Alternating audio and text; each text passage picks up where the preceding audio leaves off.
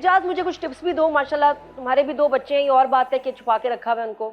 3 है, 2 नहीं। तीसरे का तो पता ही नहीं तुम्हें। ये सिर्फ छोटी को दिखाता है, बाकी जो 2 है ना उनको इस तरह छुपाया हुआ है, मुल्क से बाहर भेजा हुआ है बिल्कुल, ताकि ये कि यंग बॉय लगे। अच्छा, हम दूसरी बात पे आते हैं। बताओ ना, बताओ टीनेजर बॉयज को कैसे देखो, एक तो बच्चों के अपने टेम्परामेंट पे डिपेंड करता है, और दूसरी बात ये है कि आपका किस तरह का टेम्परामेंट है घर में रोज़ा रखने के बाद, वो भी बच्चे बड़ा फॉलो करते हैं, वो देखते हैं। अगर बाज़ दफ़ा तो ये होता है कि अगर माँ और बाप ज़रा ज़्यादा इरिटेट हो रहे हैं, गुस्सा कर रहे हैं, तो या तो बच्चे रोज़ा नहीं रखते, वो कहते हैं हमारा भी यही हाल होगा, या फिर ये है कि वो रोज़ा रखते हैं, वो कहते हैं भाई ये इतना गुस्सा कर रही है माँ और बाप, तो हम ज़रा ठंडे ही रहते हैं, तो वो सारा दिन या तो सो के गुजार देंगे या फिर जो है वो कहीं बाहर चले जाएंगे।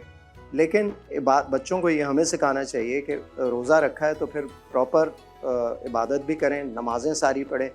बहुत सारे बच्चे ऐसे होते हैं जो कि पूरा साल नमाज़ नहीं पढ़ रहे होते, लेकिन रमज़ान में जो है वो ज़रूर बाकायदगी से पढ़ते हैं नमाज़ें सारी। सो वो बड़ी अच्छी बात है, वो फिर एक हैबिट डेवलप होती है, फिर वो कंटिन्यू रहती है, और फिर वो उस माँ बाप का ही फ़र्ज़ है कि वो बाद में पुश करें कि यार ये नमाज़ें जो हैं ये तो बहुत ज़रूरी है। और प्लीज़ ये बच्चे टीनेजर्स जिन यूट्यूबर्स को फॉलो करते हैं, मेरी उनसे रिक्वेस्ट है कि बच्चों को समझाया करें। हाँ, मतलब गाड़ियों की बात, मैं इधर घूम रहा था, इधर कर ले, अरे यार जो फड्डा चल रहा है ना यार बड़ा, ये वाली बातें साइड पे रखें, बच्चों को अच्छी बातें भी बताएं कि माँ बाप की बात सुनो, नमाज पढ़ो, अच्छी पढ़ाई करो, दूसरों की मदद करो।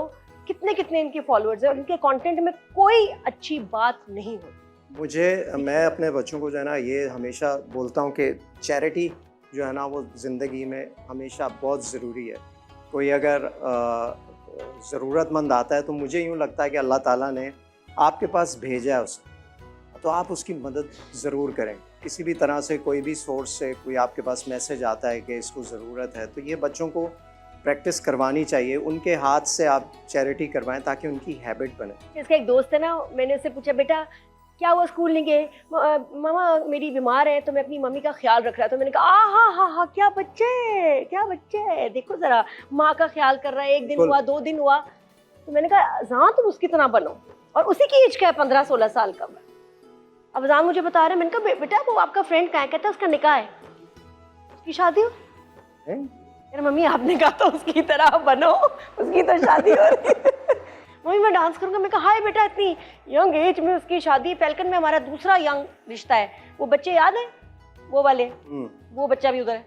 अच्छा, ड्रामा हिट हुआ बहुत, वो भी वहीं रहते हैं हमारे पास, कुछ इस जमीन में, कुछ इस एरिया में। मैं कह रही हूँ बच्चे यहाँ जल्दी शादी कर रहे हैं, बट ये भी है कमाल।